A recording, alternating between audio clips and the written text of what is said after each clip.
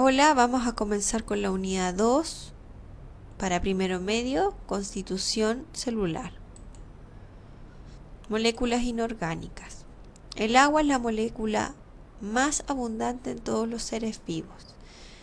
Es una molécula estable, esto quiere decir que no se descompone fácilmente. Es polar, quiere decir que tiene un polo positivo y otro negativo. Es líquida a temperatura ambiente, lo que permite que sea un buen medio disolvente para una gran cantidad de compuestos y además un buen medio de transporte. Es termoestabilizadora, que quiere decir que necesita perder o ganar mucho calor para cambiar de estado. Otras moléculas inorgánicas son las sales minerales y los gases. Las sales minerales dan origen a los iones que mantienen el grado de salinidad del organismo y regulan la acidez corporal. Pueden estar presentes como en la sangre disueltas o como en las conchas de los moluscos como precipitados. Los gases como el dióxido de carbono, el oxígeno, están relacionados con procesos metabólicos como la fotosíntesis o la respiración celular.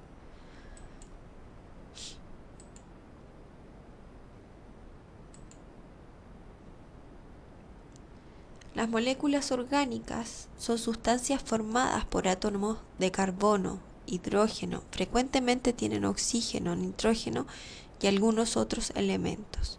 Forman parte de la materia viva.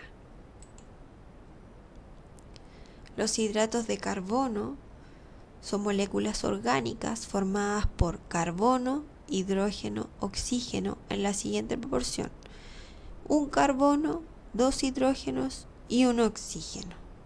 ¿Ya? Como pueden ver en el dibujo, los hidratos de carbono se refiere a los azúcares.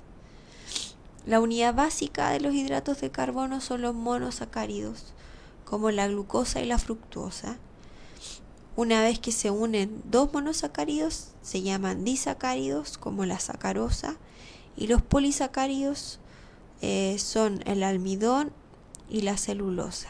El almidón tiene una función de almacenamiento de energía y la celulosa es parte de la pared de células vegetales. O sea, las principales funciones son energéticas y estructurales.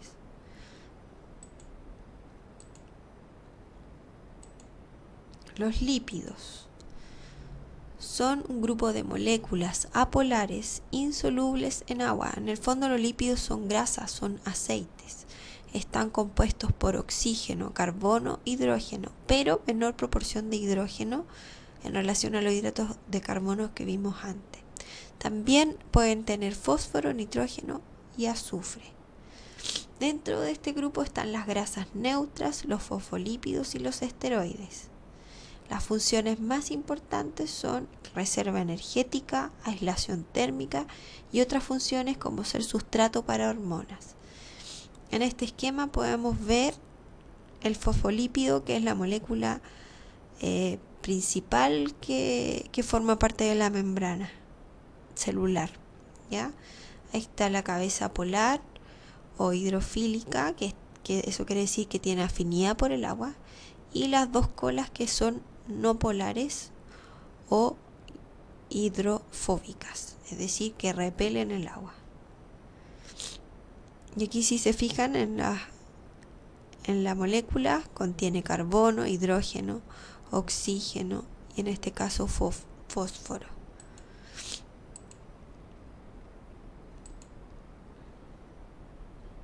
Las proteínas son otras moléculas orgánicas muy importantes para el funcionamiento de los organismos.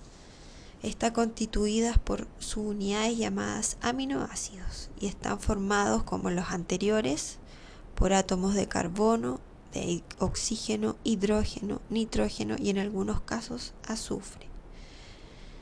Hay 20 tipos de aminoácidos distintos. Cada proteína tiene cadenas de aminoácidos y esta cadena determina la forma, el funcionamiento y la localización dentro de la célula.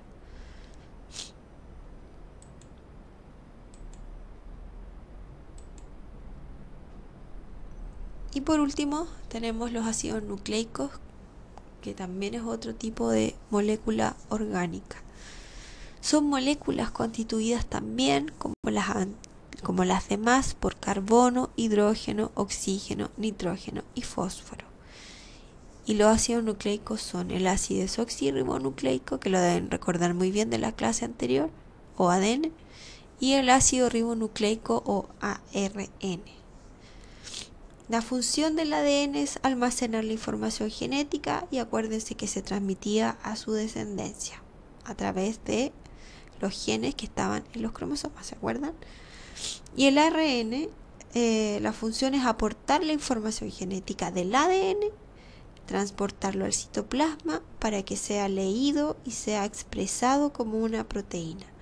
La unidad básica de los ácidos nucleicos son los nucleótidos.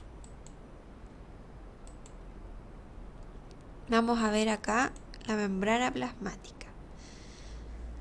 Si recuerdan bien, es la estructura que delimita la célula y está compuesta por lípidos, proteínas, glúcidos. ¿Ya? Esta membrana regula el intercambio de las sustancias de la célula con el exterior. Está compuesta entonces por una bicapa lipídica de fosfolípidos que hablábamos anteriormente. El fosfolípido, acá se ve clarito que tiene una cabeza que era hidrofílica, ¿cierto? Y las colitas que eran hidrofóbicas, que quedan hacia adentro de la bicapa,